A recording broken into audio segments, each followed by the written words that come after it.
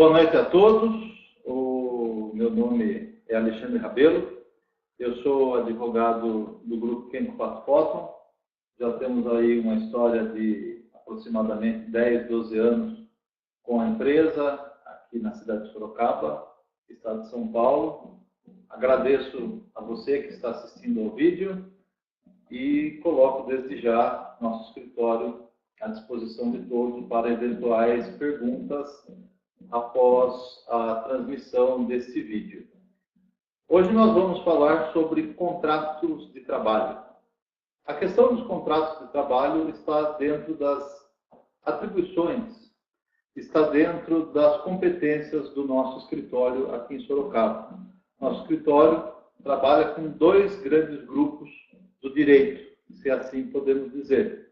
A parte do direito civil, que é a parte que engloba toda a questão dos contratos, responsabilidade civil, indenizações por dano moral e direito do consumidor, que é um direito muito afeto às relações de consumo, principalmente para a nossa empresa que tem a sua atividade voltada para vendas. Também o nosso escritório atua na parte do direito do trabalho, que é a parte sobre a qual nós falaremos hoje, nesta noite. Então, a primeira folha, o primeiro slide que nós trazemos aqui hoje para você, diz relação aos contratos de trabalho. O contrato de trabalho, ele pode ser de algumas formas. Veja ao lado. Temos aqui o contrato de experiência, o contrato de trabalho por prazo determinado, o contrato de trabalho por prazo indeterminado, o contrato por empreitada, o contrato por promoção, o contrato por comissão e até mesmo o contrato verbal.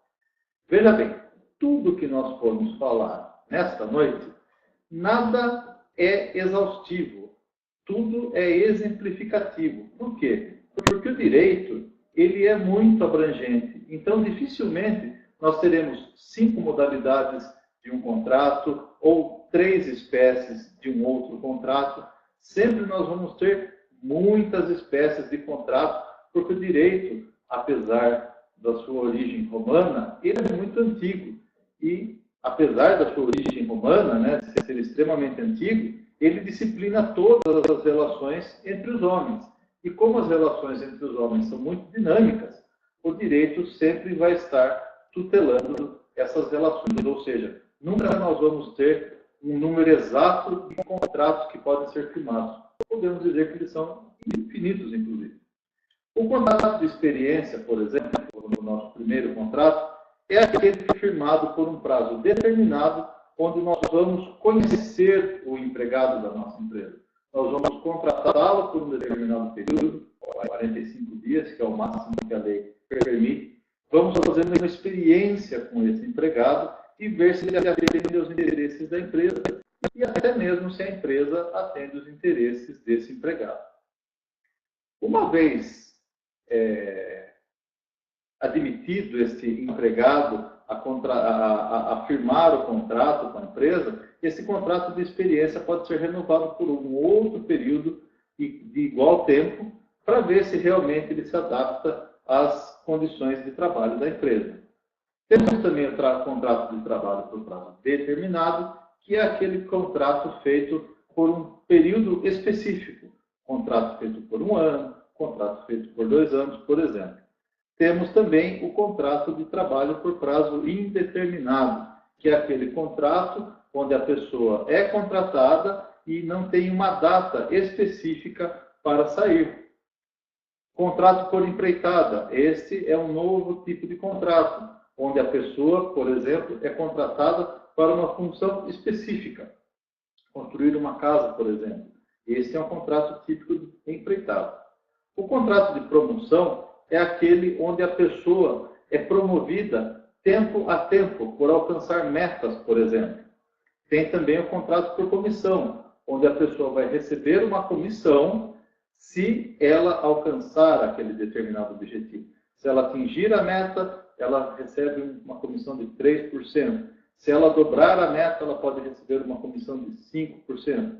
E assim por diante. E o último contrato, o menos usual, é o contrato verbal. Por que menos usual? Porque ele é um trato entre pessoas. Então, ele não tem garantia para nenhuma das partes, porque vale o que foi falado. Todo contrato, ele é passível de rescisão. Ele é passível de ter um fim. E esse fim sempre deve ser escrito. Inclusive nos contratos verbais. Nos contratos verbais, a rescisão deve ser obrigatoriamente escrita para que se estipulem todas as cláusulas do seu distrato quando encerradas. Vamos agora para o segundo slide, que diz respeito às cláusulas obrigatórias do contrato de trabalho. Veja bem, o contrato, como algo estritamente formal, ele tem que ter algumas cláusulas. Ele pode ter várias cláusulas e essas cláusulas vão variar, obviamente, de acordo com a natureza do contrato a ser firmado. Nós vimos no slide anterior que existem vários tipos de contrato. Mas existem cláusulas que são obrigatórias. Por exemplo, como você vai ver ao lado, o objeto, ou seja, do que trata o contrato? Qual que é o objeto do contrato? Para que o funcionário está sendo contratado? Ele está sendo contratado como empregado, ele está sendo contratado como diretor, ele está sendo contratado como operário, para que ele servirá para a empresa? Temos também um requisito muito importante, que é a remuneração. Como esse empregado vai ser pago?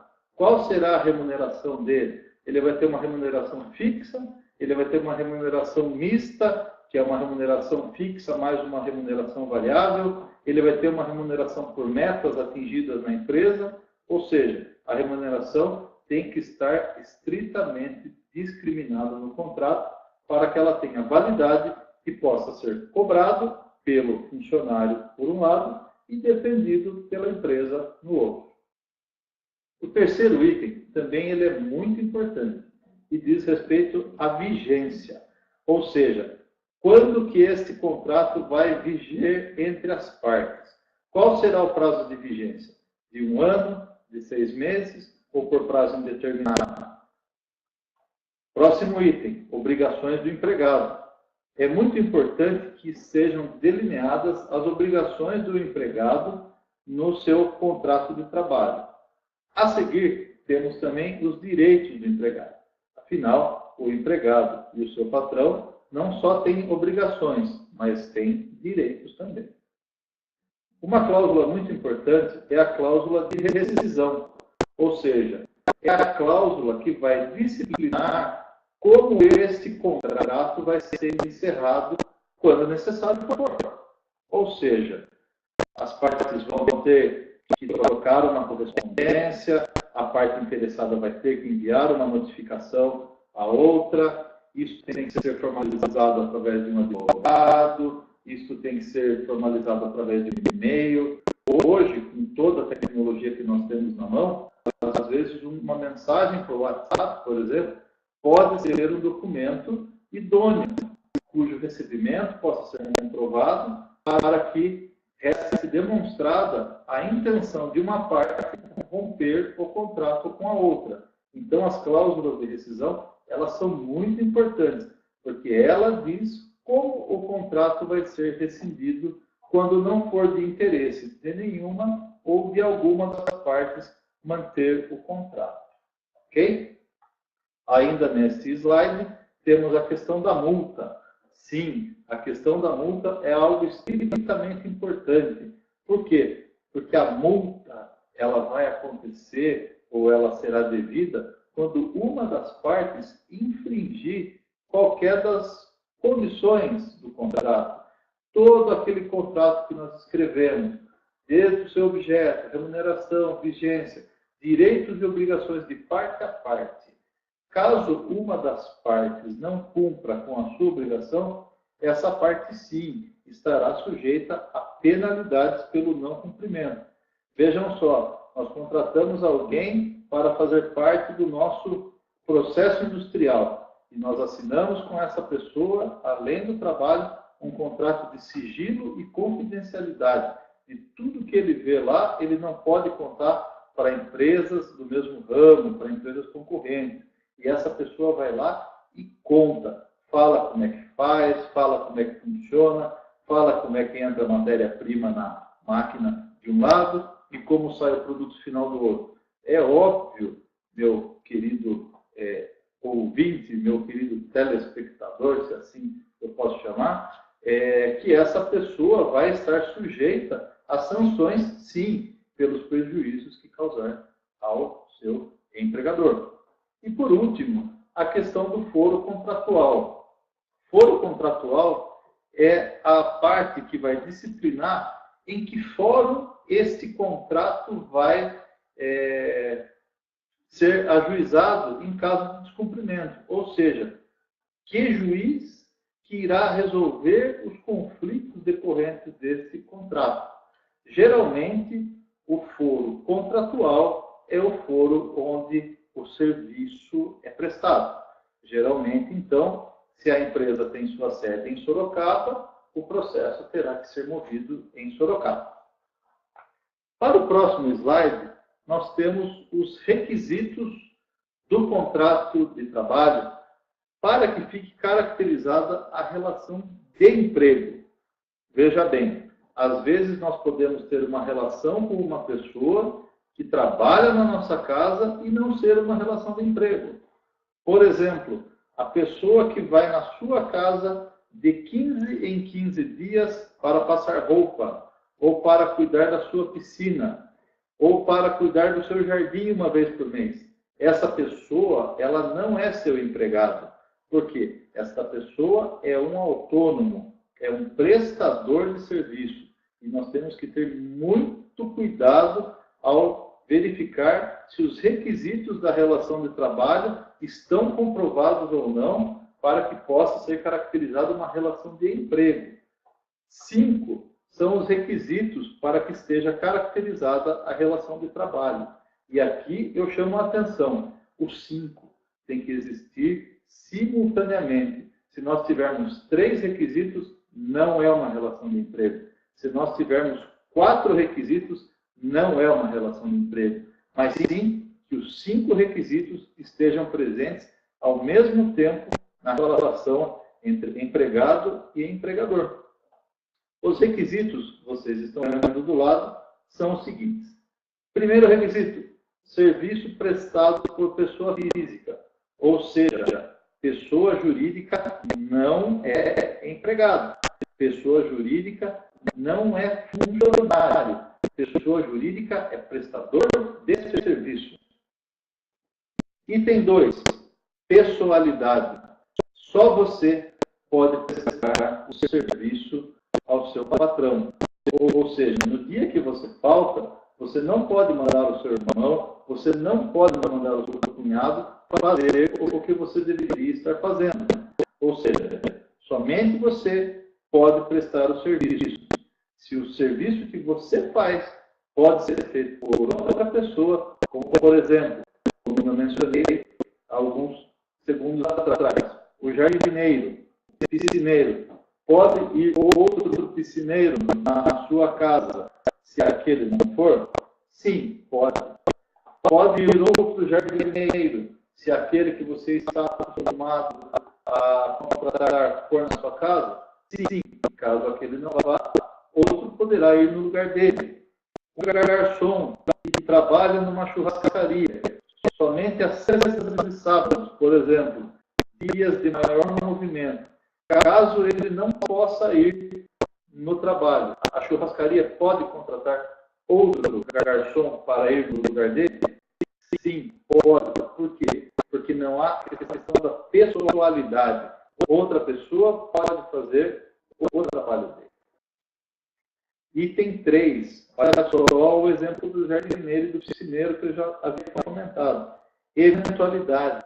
O trabalho já tem que ser permanente. A pessoa tem que ir trabalhar todos os dias. Então, aquela questão da diarista que vai passar roupa na sua casa de 15 em 15 dias, também não se aplica à relação de emprego. Ok? O item 4 diz respeito à subordinação. O que é a subordinação? Está lá escrito do lado. Está condicionada ao recebimento de ordens, ou seja, o empregado ele é sempre subordinado ao patrão. Ele sempre recebe ordens do patrão e daí a questão da relação de emprego. E o último item, o quinto item, logo abaixo, é a onerosidade. Ou seja, o empregado, ele sempre tem que receber pelo serviço prestado. Se não há recebimento, não há relação de emprego. Portanto, caso faltem algum desses elementos que estão aí ao seu lado, nós não teremos uma relação de emprego. Com relação aos direitos do trabalhador, vamos lá para a próxima página. Diversos são os direitos do trabalhador. Eu vou ler aqui porque é um texto um pouco extenso. Em relação aos direitos, alguns são de extrema importância, pois garantem outros direitos, como os direitos previdenciários, por exemplo. A carteira de trabalho, que chamamos de CTPS, por exemplo, deve ser assinada pelo empregador desde o primeiro dia de trabalho e com todos os dados preenchidos corretamente. Isso é muito importante. A carteira de trabalho permitirá que o trabalhador contribua com a Previdência e tenha direito à sua aposentadoria posteriormente. Ao contratar o empregado, a empresa também deve providenciar o exame médico para validar a saúde do trabalhador, o que também deverá ser feito quando o trabalhador for demitido.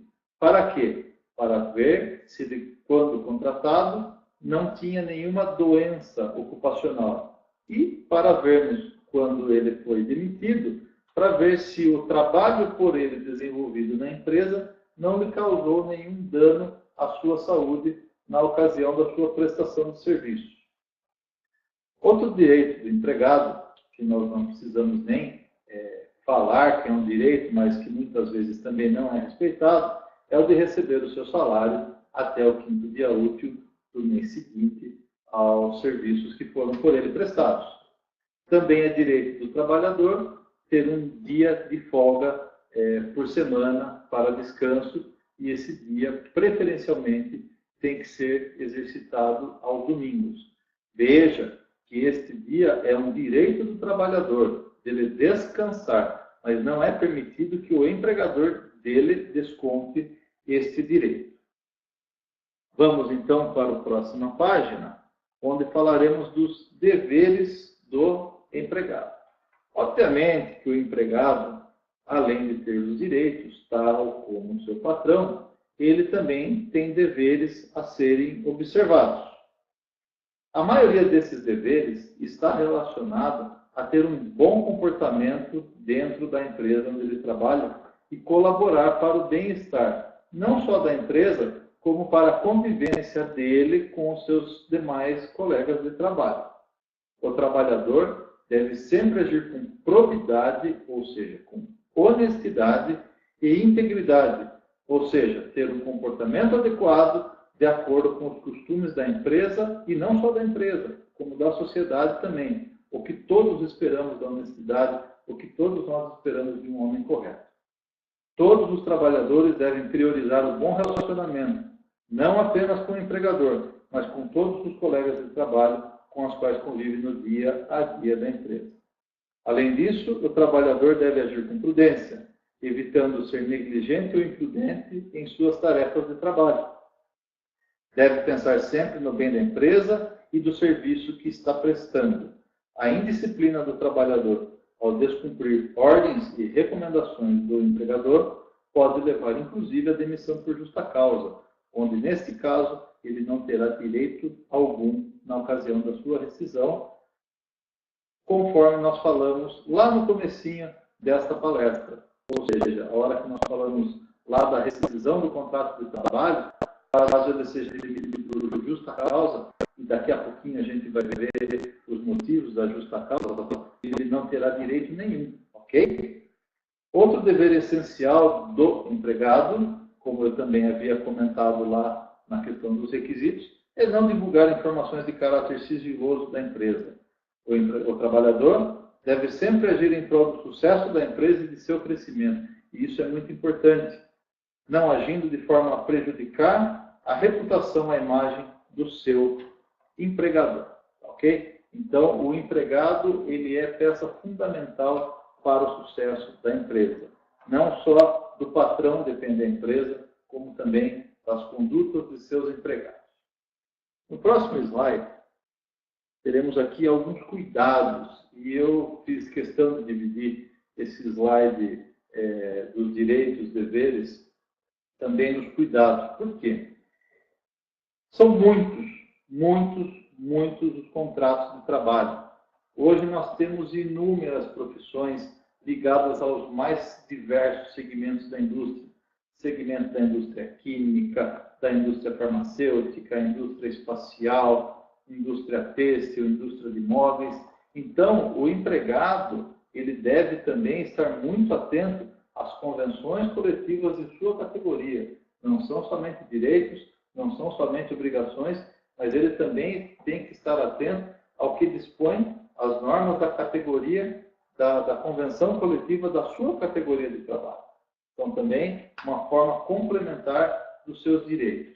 E eu ainda pediria a atenção para que o empregado também prestasse atenção em algo extremamente importante, nas normas de conduta fixadas pelo seu empregador, no Código de Ética e Disciplina da sua empresa, no Plano de Prevenção de Riscos e Acidentes, nas políticas de privacidade e todos os demais documentos internos que o seu empregador vai exigir para que você trabalhe dentro daquela determinada companhia. Existem as leis, existem as convenções coletivas de trabalho, existem os usos e costumes de cada estado do nosso país. Às vezes, uma coisa que é certa no estado de São Paulo, de repente não é tolerada no estado do Rio Grande do Sul. Algo que se faz comumente no Nordeste, no Rio de Janeiro, por exemplo, não é admitido. Portanto, o empregado, ele também tem que estar atento aí às normas que o seu empregador dita, as questões de compliance, normas de conduta, códigos de ética e disciplina, regimentos internos, tudo o empregado deve estar atento para ser um empregado exemplar e contribuir principalmente com o sucesso da empresa onde trabalha. Por último, eu estou trazendo aqui alguns exemplos que estão previstos no artigo 482 da CLT. A CLT é a consolidação das leis do trabalho. Veja bem, ela não é uma lei, igual nós temos o Código Civil, o Código de Defesa do Consumidor, o Código de Trânsito, por exemplo. A CLT é uma consolidação das leis do trabalho. Ou seja, são várias leis que foram consolidadas e viraram um livro, o qual nós chamamos de CLT. Portanto, em se tratando de uma consolidação, aí sim é permitido que as convenções coletivas também façam parte do rol de legislação que atende empregado e empregador, assim por diante. Então, eu vou mencionar aqui os artigos que são que representam as hipóteses em que o empregado pode ser demitido por justa causa. Letra A do artigo 482. Ato de improbidade, ou seja, desonestidade do empregado. Letra B. Incontinência de conduta ou mau procedimento. Esse é aquele funcionário que nunca acata as ordens, sempre está criando baderna no ambiente de trabalho. Letra C. Negociação habitual por conta própria ou alheia sem permissão do empregador e quando constituir ato de concorrência à empresa para a qual trabalha ou for prejudicial ao serviço. Aqui nós vemos a questão do requisito da subordinação, ou seja, a hora que a linha do artigo fala sem permissão do empregador. Letra D. Condenação criminal do empregado, passado em julgado, caso não tenha havido suspensão da execução da pena. Ou seja, se você tem um empregado com uma sentença penal transitada em julgado, ou seja, aquela sentença sobre a qual não cabe mais nenhum recurso, também essa questão é passível de você demitir o empregado. Letra E, desídia no desempenho de suas funções. O que isso significa? É aquele funcionário relapso, relaxado, que faz as suas funções, porém, de qualquer jeito, sem a mínima responsabilidade. Letra F, embriaguez habitual ou em serviço. É aquele funcionário que faz o consumo de álcool durante o período em que está trabalhando, ou aquele funcionário que já chega na empresa bêbado, após ter consumido álcool nas imediações da empresa, por exemplo. Olha só a letra G, violação de segredo da empresa, contratos de sigilo e confidencialidade.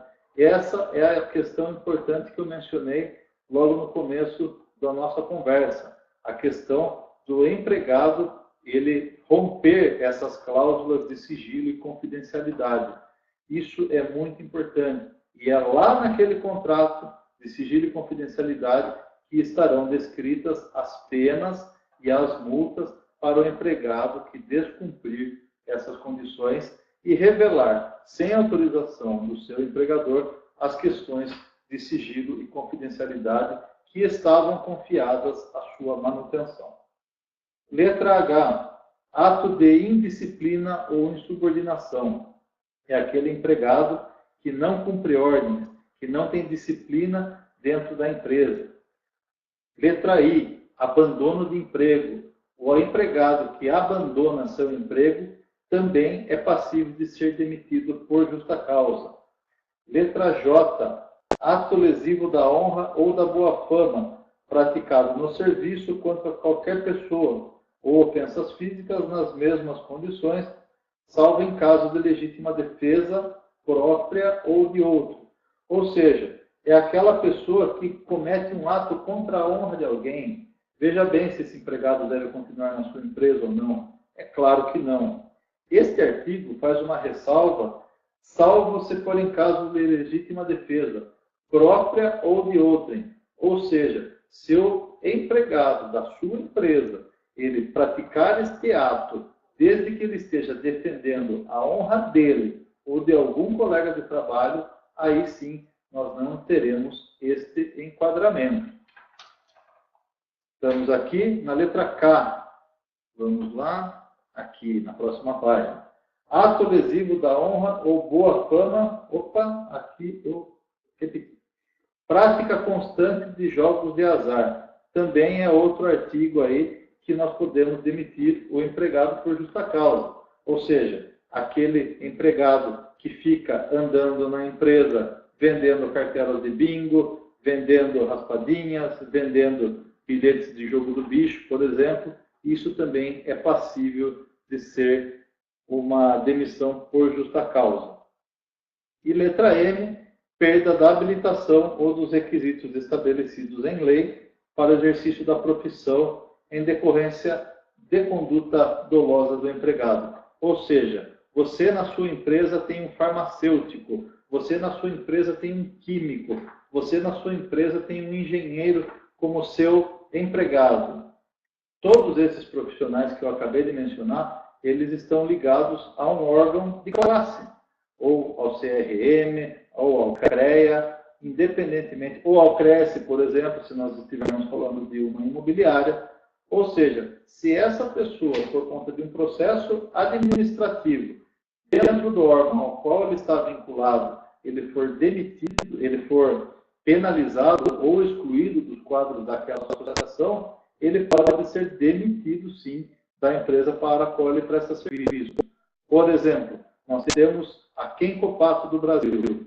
Temos lá 3 químicos que trabalham diariamente para a empresa. Um deles sofre um processo no seu órgão de classe. É reconhecida a culpa do mesmo. E o órgão de classe vai e caça a habilitação que ele tem para o exercício da sua profissão. Obviamente, em função da perda da habilitação do seu órgão de classe, ele deixa de ser químico. E deixando de ser químico, ele não serve mais aos interesses da empresa e pode ser demitido por justa causa com base na letra M do artigo 482 da CLT. Como nós comentamos no começo desse vídeo, esses são alguns artigos. Esse rol nós chamamos de rol exemplificativo, não é um rol taxativo, ou seja, não são somente esses os incisos pelos quais o funcionário pode ser demitido por justa causa.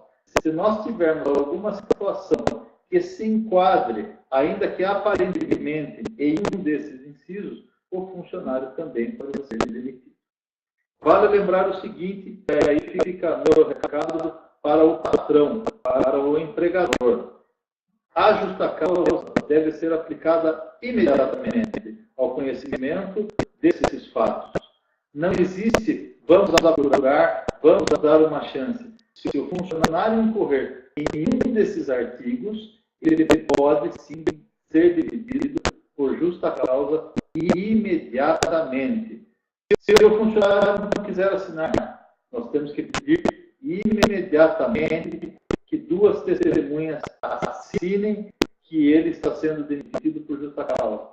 Nossa, mas ele cometeu um ato na sexta-feira, no final da tarde. Vamos demiti-lo na segunda? Não. A justa causa ela precisa ser imediata.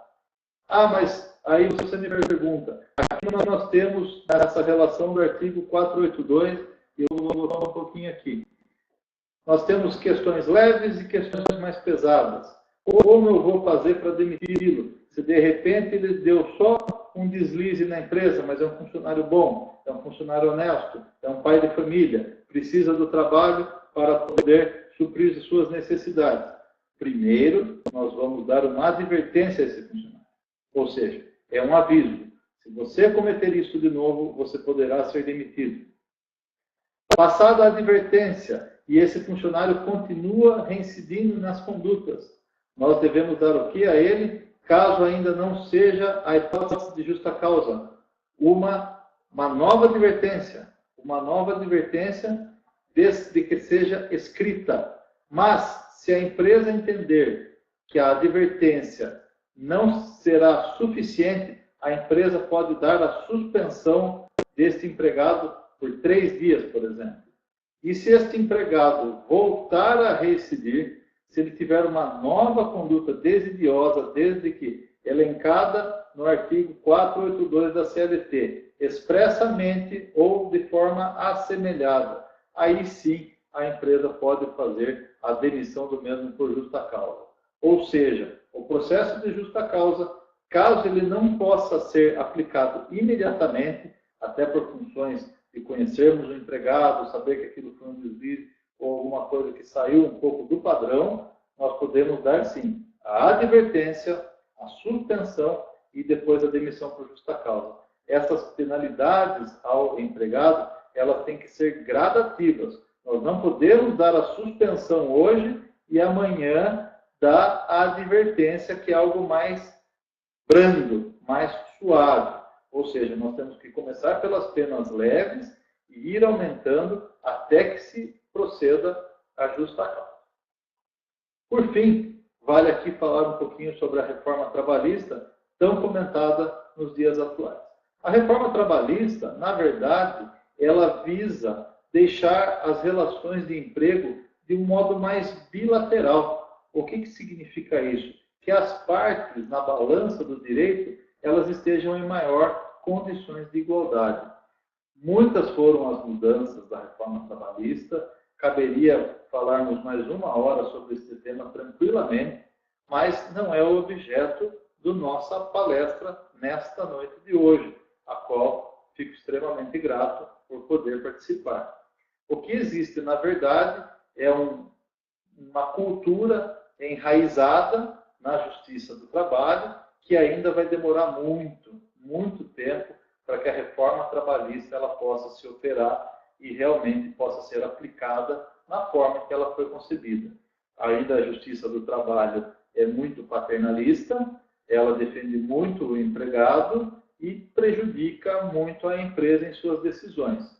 Mas a reforma trabalhista, aos poucos, como a maioria das leis no Brasil, ela vem ganhando corpo, vem tendo uma maior aplicabilidade, passa a ser reconhecida pelos tribunais à medida em que os casos vão sendo julgados aqui nas primeiras instâncias, que são as cidades do interior, né? Então, realmente, os processos que são mais aventureiros, que são aquelas epopeias jurídicas, aqueles casos que antigamente a justiça dava alguma credibilidade, hoje a justiça não dá mais. E ela vem prestando mais atenção ao empresário. Essa que é a grande virtude da reforma trabalhista.